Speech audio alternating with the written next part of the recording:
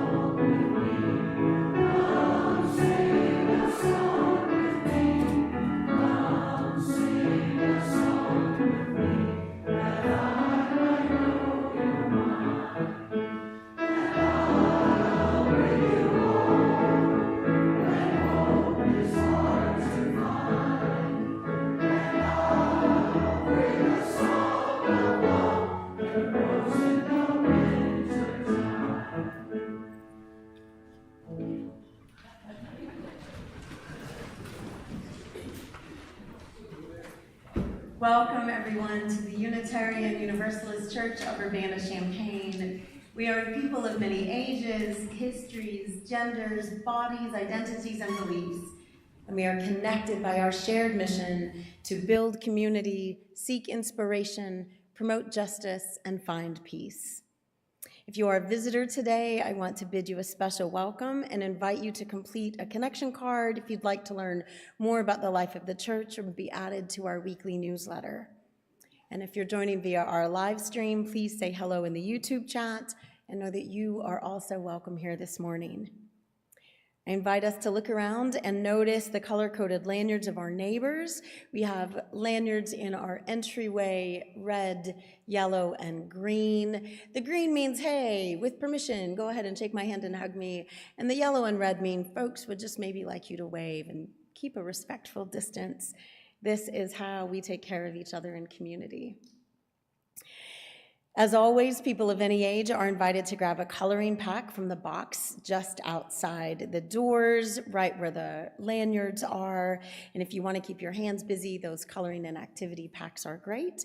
And if you need a little more space to stretch or wiggle or just to attend to your body's needs, you're always welcome for any reason to join the live stream of the service in Fellowship Hall. And kids of all ages are always welcome to stay in the service, but our Faith Development Sunday morning program is on hiatus until the middle of January, so children will stay with us here. We do have a nursery available for little ones 5 and under, if that's a better choice for them.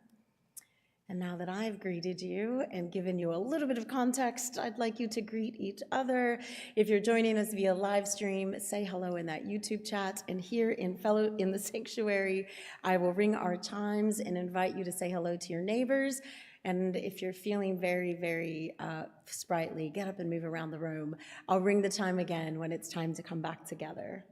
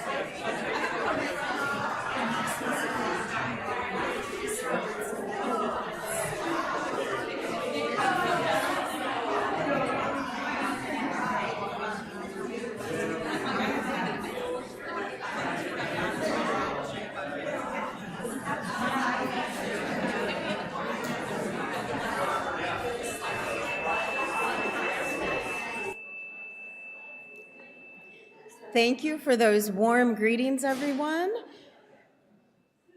Please keep those conversations flowing at the end of service. Join us in Fellowship Hall for coffee and tea, treats, and kinship. Each week, we practice spiritual generosity by making space for the joys and sorrows we carry with us whenever we gather. We know that the whole of our lives is here in our bodies. We do not ask you to leave parts of yourself outside the door, but to bring all of who you are here together in community. And so we do this practice, this lifting up of our joys and sorrows, in two ways. We share them in cards. I have one here already, and I'm so excited to share it later. So joyful. Sorry. So if you have a joy or sorrow you would like shared aloud, please feel free, if you haven't already, to send us an email if you're joining us online, joysandsorrows@uucuc.org. And here in the church, feel free to write that card and give it to an usher or bring it up in just a moment. Today, we'll read those joys and sorrows right after our embodied ritual, which is the second way we hold space for our joys and sorrows. Today, we'll light candles here at our chalice table or in the center back, if that's more comfortable for you. For each candle you light, know that you are laying down your burdens for just this moment here in community so that they may be just a little easier to bear. For each candle you light, know that you are lifting up a joy that is multiplied with love by this community. We'll sing our blessing song, May the Longtime Son. Michael will play. You're invited to sing if you wish. And during that singing, feel free to come forward if there is a joy, a sorrow that you would like to share here in community today. And so we sing.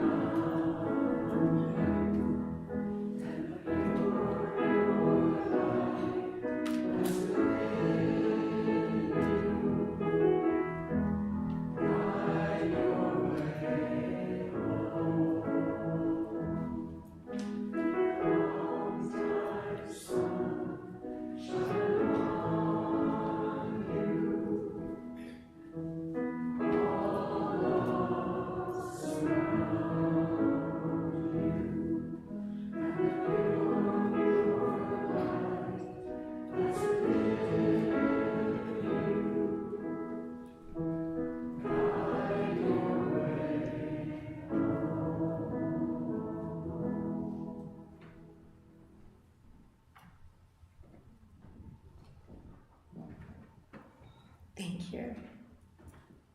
Feel free to bring cards to me or hand them to our ushers.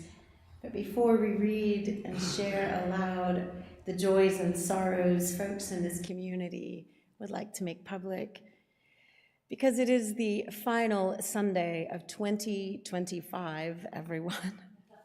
We live in the future. It's crazy. And being the final Sunday of the month, it's also wrapping up a message series. During December, we were exploring hope, how we choose hope together. And as we enter a new year, choosing hope seems like a wonderful way to both end this year, whatever it has brought us, and to begin a new year. For today's service, thank you. For today's service, I invited members of the congregation who span decades, 30s through their 90s, actually. I actually invited a bunch of kids, but they're all out of town, all the ones I asked, to share how they've been choosing hope, what lessons and wisdom they have gleaned in their decades on this earth. And so later this morning, we will hear the wisdom, the collective wisdom of members of this community. And as we reflect on choosing hope, as we reflect on how this year ends and how we may begin a new one, I want to offer us a blessing this morning, a blessing as 2026 approaches. And this is by a friend and colleague, the Reverend Hannah Villeneuve-Roberts. So I offer us this blessing as a space where we also hold our joys and sorrows, as we know that this coming year, as with all the years we may have lived on this earth, whether it's 10 or 100, we'll always have an abundance of joy and an abundance of sorrows for us to hold and carry. That is nothing new. But in community and in our spiritual practices, we may carry them all more gently. So Reverend Hannah writes, a blessing as 2026 approaches. It's time to take stock of the year, of the wins and losses, of the love and grief. But how can I sing praises for a year like this one? How can I give thanks for a year like this one? Somehow we have to, even this year, especially this year. This year, when babies were born and first steps were taken and first words were said and first bites of cake were smashed and first books were read and first crushes were requited or not, and first homes were built and first recitals were danced. Our hearts burst with praise, even this year, especially this year.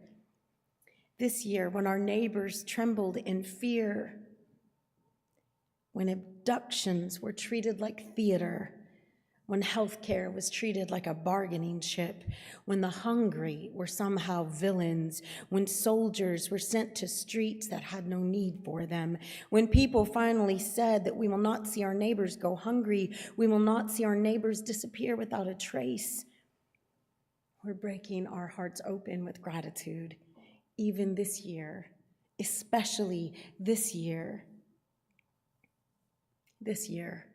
when we count down to midnight, this year, when we find someone to grab by the collar and kiss, this year, when we fall asleep at 8:45 because it's been that kind of year, this year, may we resolve to sing praises for the life we make together, even this year. Especially this year.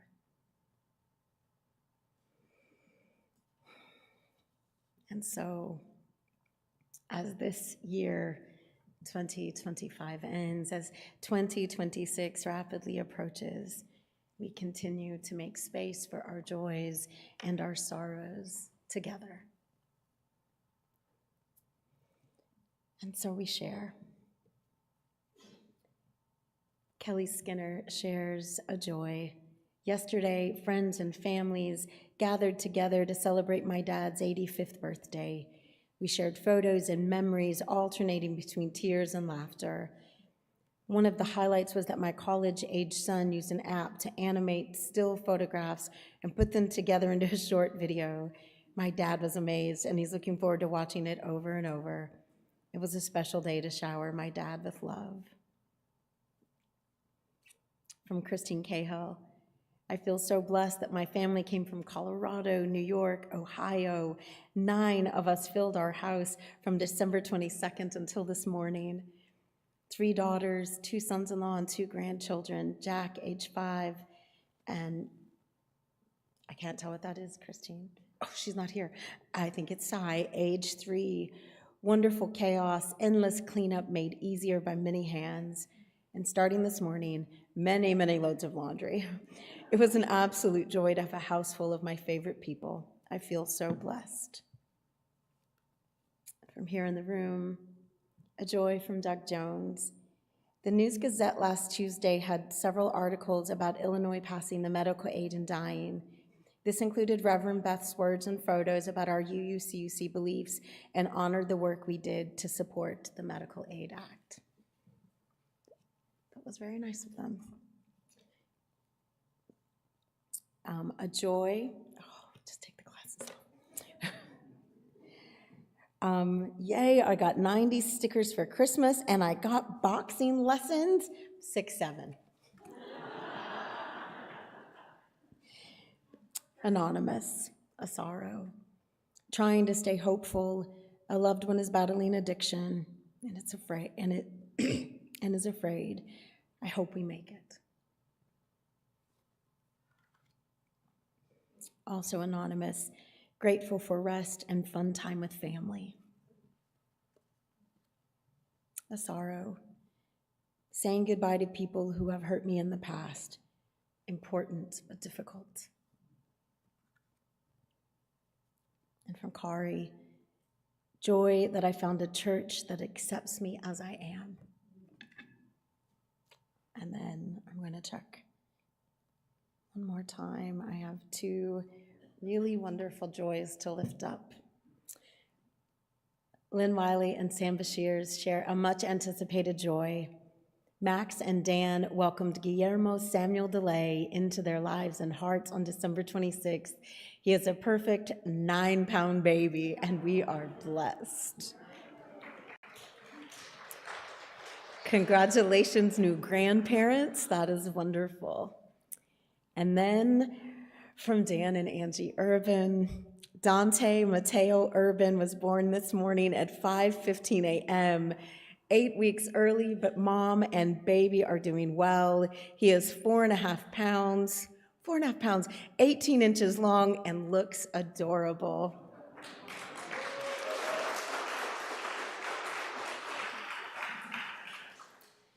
This year, especially this year, it is a privilege to lift up those joys and sorrows, a privilege to name the new babies that despite this world keep being born, reminding us that hope is alive and well when we make it so. And so, dear ones, I'd like us to take just a minute of silence. I'm going to ring the chime.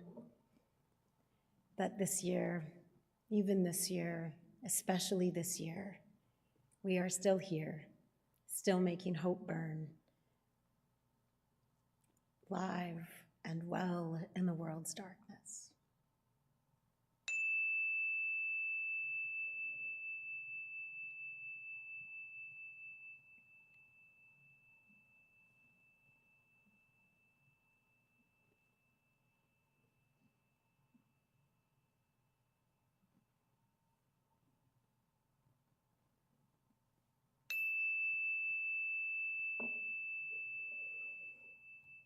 And now it is my deep joy to get to welcome 2 of our members to share a little wisdom that they have learned in their decades on this planet, maybe just from the past year, and what they're hoping for the year to come. I didn't have them rock, paper, scissors for who had to go first, so I'll just look at how Duncan, yeah. So Duncan Pettingill will be our first speaker, and after Duncan, Jing Lee will come forward So I'll make space for Duncan now.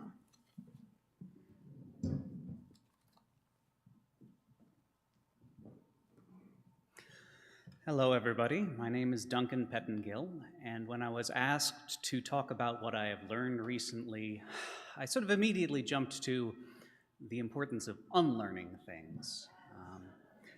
The Zhuangzi is a Chinese ancient philosophical text ascribed to Lao Tzu, the same philosopher who wrote the Tao Te Ching. The central point, I would say, of the Zhuangzi is that a lot of the differences between things, whether we say things are the same or different, are often kind of arbitrary. He describes judgments as shooting forth like a crossbow, saying, this is so, and that's not. The story that opens the Zhuangzi, it starts like this. In the Northern Sea, there is a fish called kun. And kun, as the English translator notes, is the Chinese word for fish roe. You know, those little tiny eggs you get on sushi sometimes. So, the kun is 3,000 miles long. So you name the fish Tiny, and it turns out it's actually really, really big. So you may have come to this fish with some assumptions. So anyways, in the summer, this fish turns into a bird called Peng and flies south for a winter. And you may think that you have a good grip on what the difference is between fish and birds and what can turn into what. But I got a fish for you. You start off with the things that you think you know, assumptions, and then things like conventions or things like implications. I didn't say that the fish was tiny, I just said its name was kun.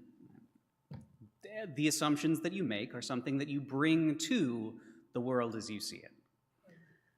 Also on the theme of assumptions you might make about fish, Lao Tzu and his sort of more cynical logician friend, Huiji, they're walking by the river and they see some fish. And Lao Tzu says, oh, those fish look so happy. They look like they're having such a good time down there.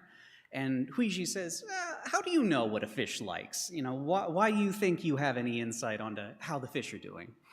And Lao Tzu says, well, you know, you're not me, so how do you know that I don't know what a fish likes? And Huiji responds, oh, I don't know that you know what a fish likes, but I know that you aren't a fish. And, you know, Lao Tzu reminds him that he has changed the question up on him. He is not saying, how do you know what a fish likes? And he knows it because he's standing there by the river. He's standing there looking at the fish. And in a certain sense, that's the best you can do. When you're talking about the world as it is, a lot of the time, the best you can do is pointing at it, saying, here this is, here's how I see it. The most famous story, the last one I'm going to reference from the Zhuangzi, is maybe the most famous and maybe the most concise, the most pithy. It's the butterfly's dream. Simply, Lao Tzu was sleeping in a field, having a dream that he was a butterfly, flitting from flower to flower, and when he awoke, there was a moment where he wasn't sure whether he was Lao Tzu dreaming he was a butterfly, or if he was the butterfly dreaming that he was Lao Tzu. And if even Lao Tzu himself cannot distinguish between Lao Tzu and a butterfly, what can we say about anything else? And really, that's my thesis, is that sometimes you need to take a step back and challenge an assumption, or unask a question, or something like that in the middle. And yeah, that's what I got.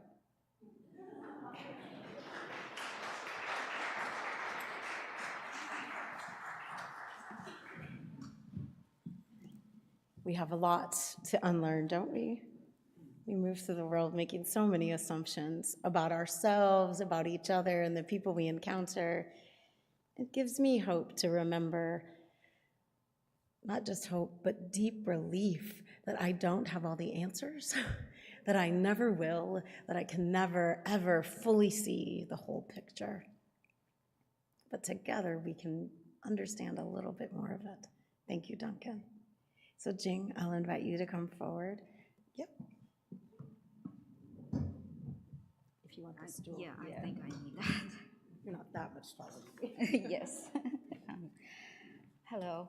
My name is Jing Li. I'm a short Asian woman with long black hair, and I'm wearing a white sweater with, I'm also wearing a pair of glasses with big, thick black frame.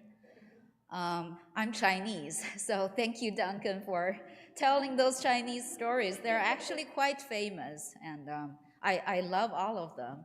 So, well, English is my second language, so I have to read. Unlike Duncan, can just, talk with passion. I grew up in China and first came to the US when I was 26 to attend a 9-month international training program at UIUC.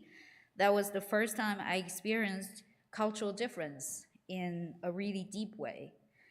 In the decade after that, besides living in China, I also spent 1 year in Canada and 3.5 years in Peru due to work relocation. I moved here about a year ago. Looking back, one of the biggest themes of my life over the decade has been trying to build a sense of community across cultural differences. For immigrants, having a community is especially important because it's the main way we find a sense of belonging in a country far from home. But it seems to me that the idea of immigrants becoming part of a local community is often oversimplified. On one side, some people think it's impossible unless we completely assimilate. On the other, some think it's easy. As long as we respect other cultures, everything will work out.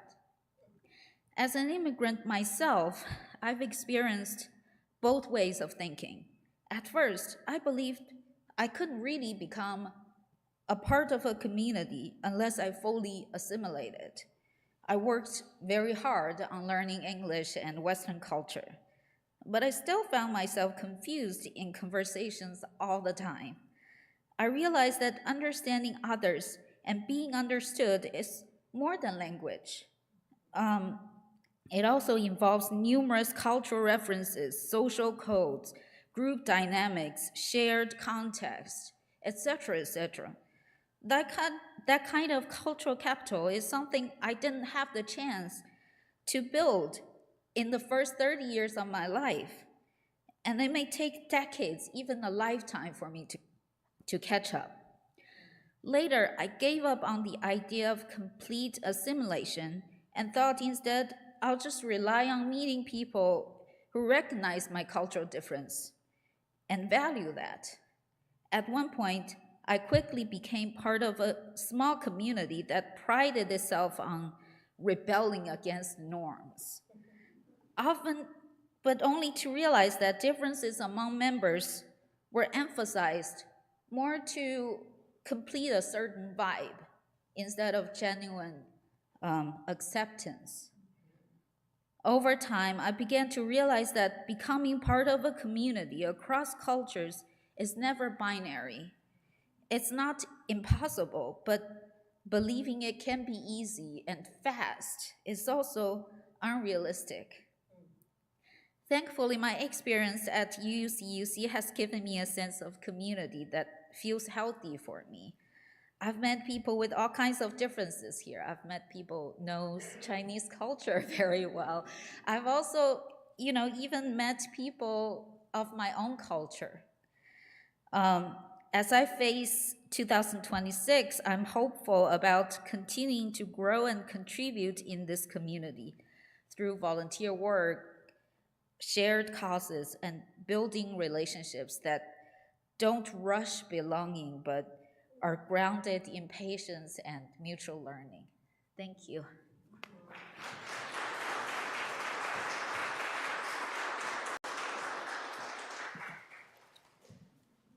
Thank you, Duncan. Thank you, Jing. We can't rush belonging. Oh, you all, there's several sermons in there. I love that. That's going to happen in 2026. Thank you for that. And thank you both for, especially Jing, affirming what community is starting to mean for you here. I said at the beginning of service, as I do each week, that our mission is to build community, seek inspiration, promote justice, and find peace. And I often say in conversations that I appreciate that the find peace in some ways is last, but that none of that is really linear. We're doing it together. When we build community, we are sometimes doing that by the work we're doing to promote justice. When we're promoting justice and engaging in those activities, we are being inspired. We're building community. We find peace in that together. And we do have many, many ways that we live our mission. All of that mission. We connect day to day, week to week, through opportunities here in the congregation and beyond our walls. And so I invite you, as we do each week, to read, sign up for and read our weekly e-news so that you can stay up to date on all the activities offered through our various councils. And I have just a few verbal announcements I want to highlight this morning. And if folks don't know, there's always some announcements on the back of your order of service as well. I always forget to tell you that. But our Faith Development Council and the Council for Shared Leadership are sponsoring our Winter Common Read, which is exploring social change now. There will be a three sessions held in January and February that build on each other to offer reflection, discussion, and group work in order to apply the learning from that book to our congregation social justice work.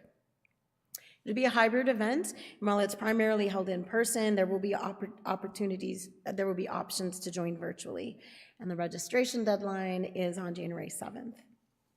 And coming up on January 4th, our Queer UUs and Allies Coalition, or QUAC, is hosting a crochet party, on January 9th.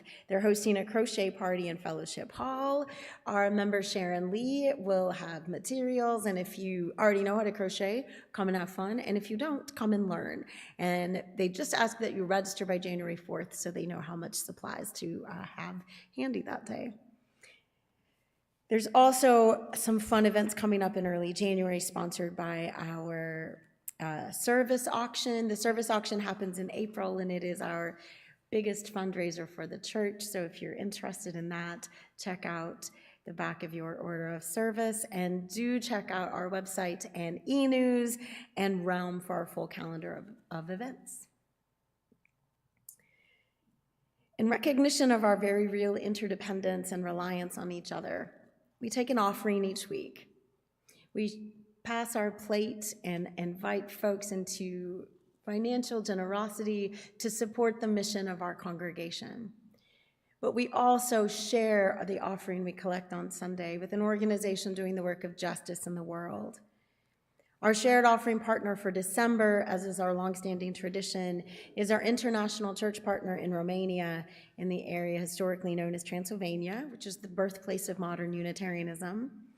The Chicago Unitarian Church, this relationship with them dates back more than 30 years, and supporting our Unitarian siblings across the globe is one vital way that we live our value of interdependence. You can give through Realm via the online portal on our website, and if you are here in the sanctuary, we'll pass our plates, and checks can be made out to UUCUC, and in the memo of a check, be sure, if you want it to go to the shared offering, to write shared offering. Half of all non-pledge donations we collect today goes to our operations and our mission, and the other half goes directly to our shared offering partner. The ushers will come forward as our offertory music begins, and I invite you and thank you to give whatever is generous for you.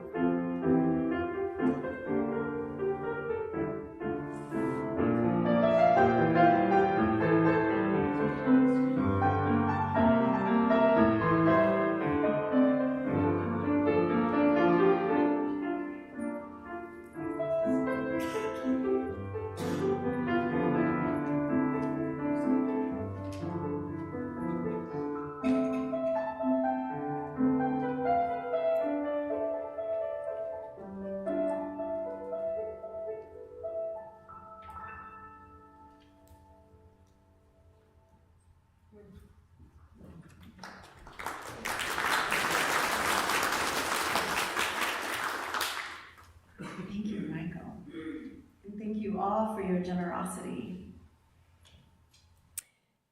Our next speakers sharing their wisdom are Julia Cronin and Paul Weston. But Julia, unfortunately, woke up with a fever and sore throat, and so she is wisely staying home and taking care of herself. But she shared her words with me, what she had prepared, and so it is an honor to get to be Julia for a couple of minutes. So Julia shares this with us. In the past several years, one of the most important lessons I've learned is that hardship does not require misery. When my older brother died, I thought, I'm 18. How am I going to remember him when I'm 80? I felt my grief was all I had left of him, and I believed that to be in grief, I had to be miserable. So I spent a lot of time making myself miserable.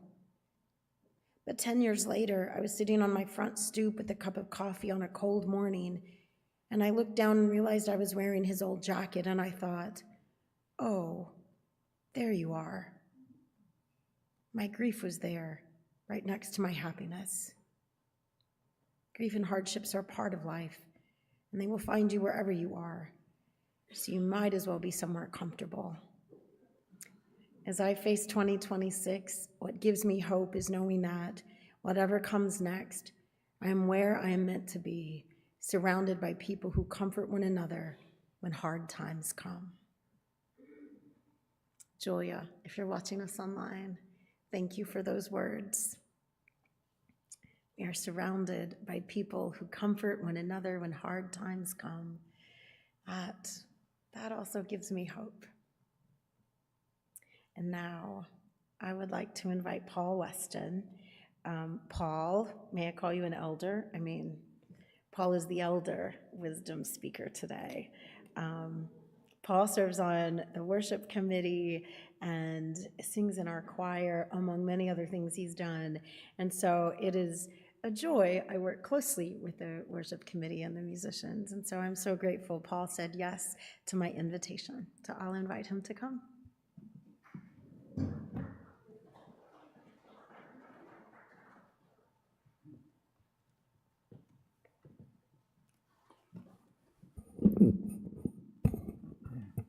Oh, thanks, Beth. Nice introduction. Well, good morning, as she says. I'm Paul Weston, and my pronouns are he, him, etc. As you can see, I'm an older guy. I have 9 decades behind me. Physically, I'm an average height for a man these days, but a little taller than the average back when I was a kid. I have snow white hair, as you can see right now, more of it than you might expect.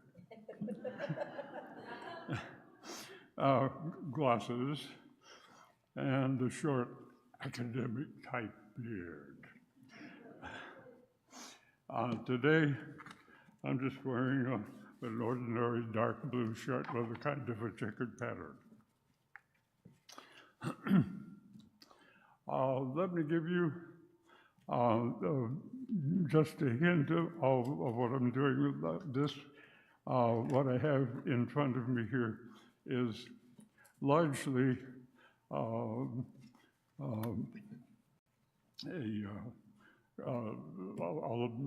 pieces of the life story over these 9 decades, and how the surrounding universe has remarkably inserted itself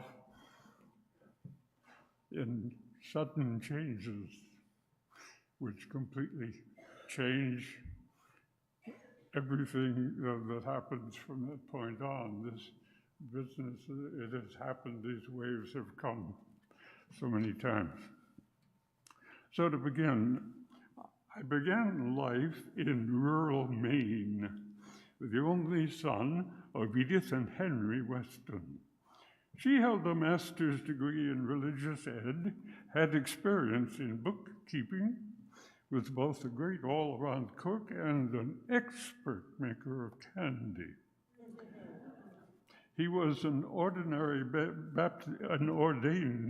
Baptist minister, but also a skilled craftsman and a designer, a trained machinist.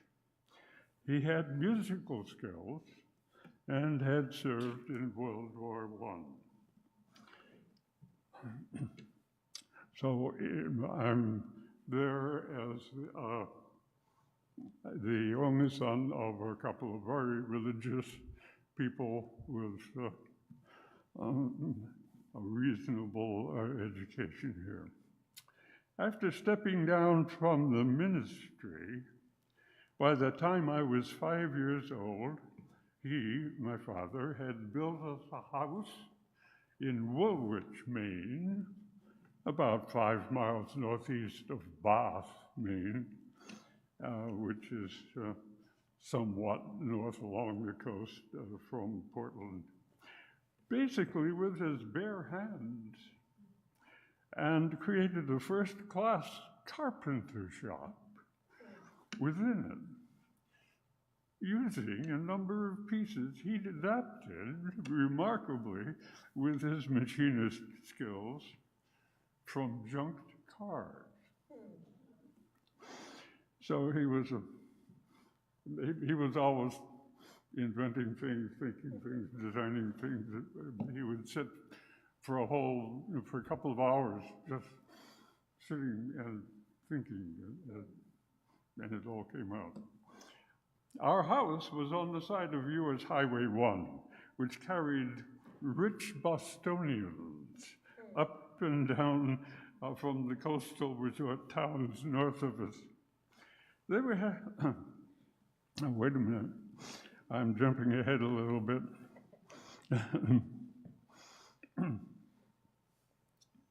Yeah, no, okay, I'm fine here.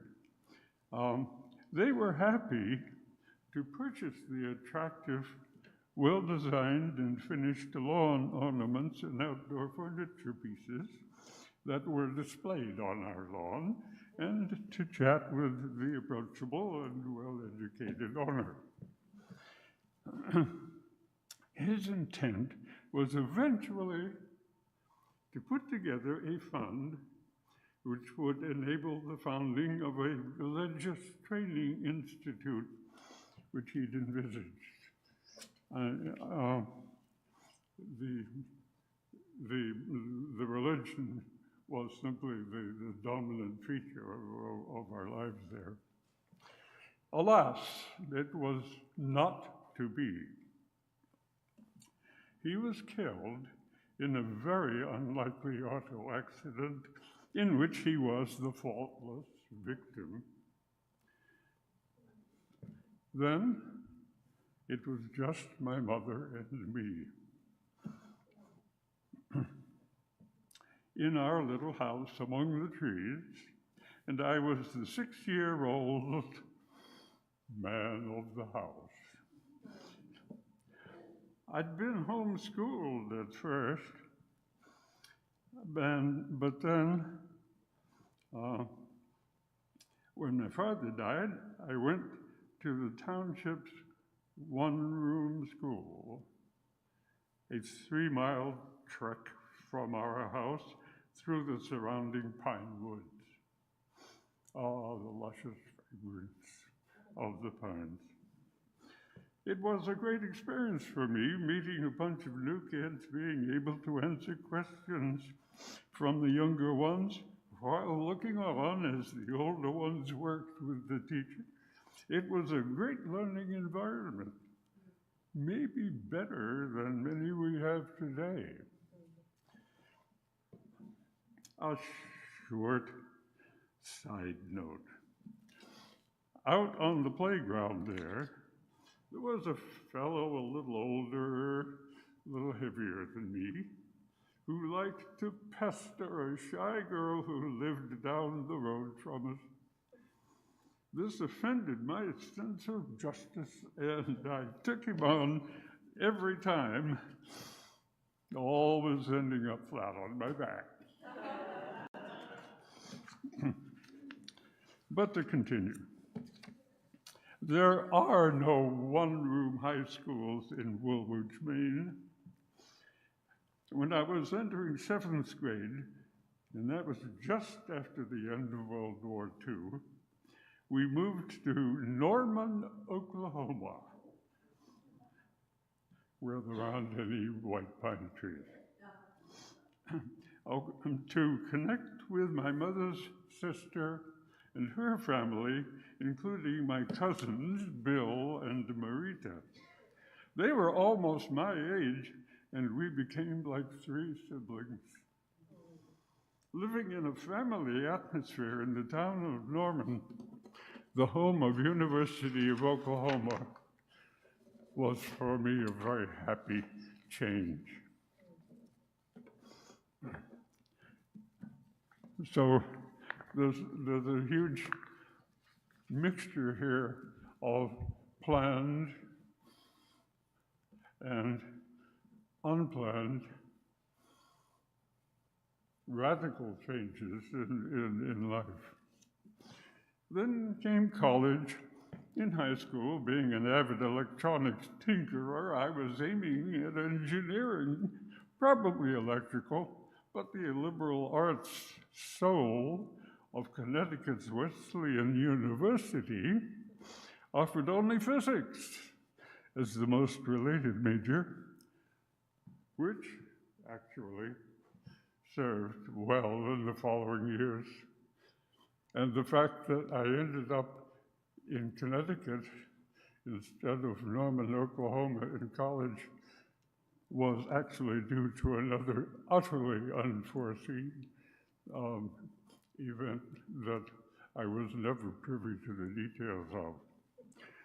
But there it is. No control. It comes and your life changes.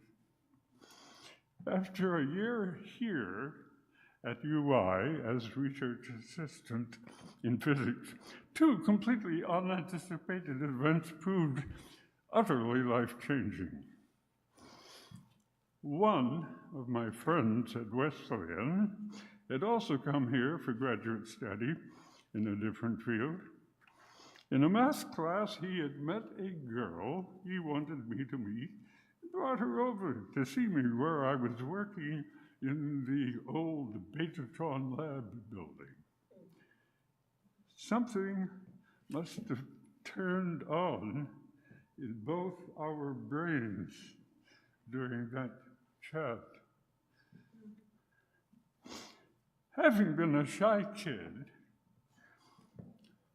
living in the woods, living, just me and my mother in a little house in the woods, who was poor, and we had lost our income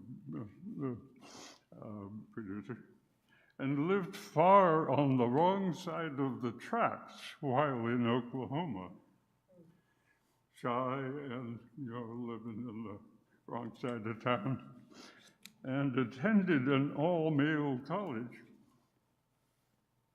I hate to admit it, but I had actually never before asked a girl for a date. Never. The attraction was mutual and intense. We were married some months later and had 59 fine years together before she succumbed to cancer. The other event occurred when I went to an afternoon seminar that I thought might be interesting. It was given by a man who was forming a new research group concerned with the then very new field of cybernetics. His presentation revealed to me that was exactly what I wanted to do. rather than the rather dull physics project I had been involved with. I joined the nascent biological computer laboratory, which some of you may have heard of. Switched my doctor's program to EE, took some needed background courses, and enjoyed 14 years of very happy work and have a medal to show for it.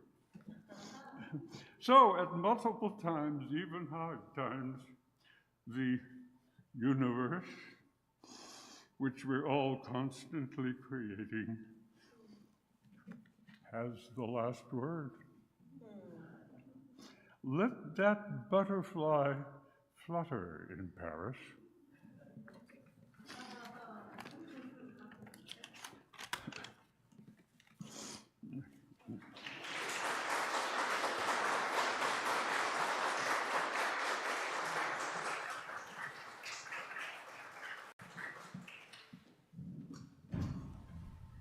Let the butterfly flutter. Are you the butterfly dreaming of being Paul, or Paul dreaming of being the butterfly? Thank you. Thank you to all of our speakers today, for Julia for trusting me to say your words.